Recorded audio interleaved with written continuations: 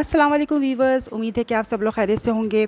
आज मैं आप लोग के लिए ईद स्पेशल मज़ेदार शाही टुकड़े की रेसिपी लेकर आई हूँ, जो कि मैंने खोए से स्टफ़ की थी।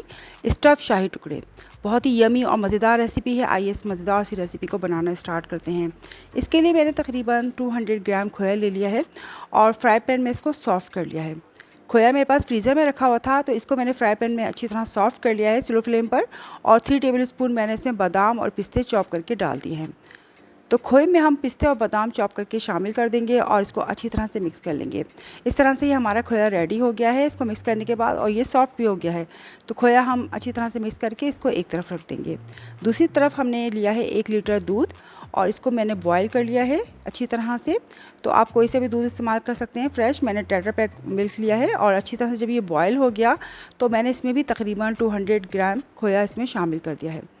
तो इसमें भी 200 ग्राम हम खोया शामिल कर देंगे दूध में और इसको अच्छी तरह से पकाएंगे खोए के साथ। दूध को हमने इतना पकाना है कि ये रिड्यूस हो जाए और इसकी जो रिड्यूस होने के बाद इसकी क्वांटिटी है वो काफ़ी कम रह जाएगी, गाढ़ा करना है। और जो पिस्ता बादाम हमारा बच गया था 2 टेबल स्पून, वो मैंने इसमें शामिल कर दिया है। तो पिस्ता बादाम के साथ और खोए के साथ मैं दूध को इतना पकाऊंगी कि ये बहुत ही ज़्यादा गाढ़ा यमी हो जाए और इसको हम पकाएंगे जब तक हमारा दूध पक रहा है। आइए हम अपनी ब्रेड को तैयार कर लेते हैं। मैंने 8 स्लाइसेस लिए हैं ब्रेड के और इसको मैं इस तरह से मैंने इसके लिए राउंड कटर ले लिया था और इसको मैं राउंड शेप में काटूंगी।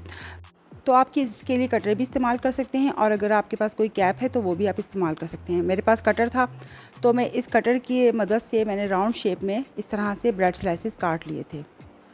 तो इस तरह से मैंने काट लिए और इसके जो किनारे हमारे बच गए हैं ब्रेड के, इसको हम इसके ब्रेड क्रम्स बना लेंगे, इसको हम ज़ाया नहीं करेंगे।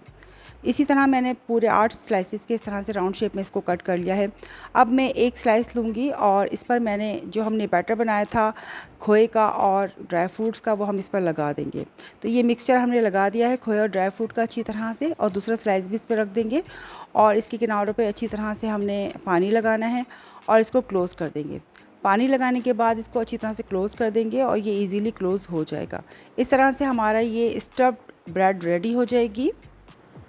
तो आप देख सकते हैं कि मैंने इजीली इसके किनारे जो है वो क्लोज़ कर दिए हैं और इसी तरह से मैं दूसरे ब्रेड को भी क्लोज़ कर लूँगी। इसी तरह से मैं इसमें जो खोया है स्टफ़ करूँगी इजीली और दूसरा ब्रेड इस पर रख के और इसको इस तरह से इसके किनारे मैंने पानी से गीले कर लिए हैं और इसके बाद मैं इसको अच्छी तरह से दबा दबा के क्लोज़ कर लूँगी। तो हमारे इस तरह से हमारी ब्रेड रेडी हो जाएगी। अब मैंने एक फ्राई पैन ले लिया है, उसमें मैं थोड़ा सा ऑयल डालूंगी क्योंकि मुझे इसको शैलो फ्राई करना है ब्रेड को और इसमें थोड़ा सा कलर देना है। तो ब्रेड हम इसमें रखेंगे बिल्कुल स्लो फ्लेम पर, हमने ये प्रोसेस करना है स्लो फ्लेम पर जब तक ये एक तरफ से गोल्डन नहीं हो जाए हम इसको टर्न नहीं करेंगे और जैसे ही गोल्डन हो जाएगी हम इसको फ्लिप कर देंगे।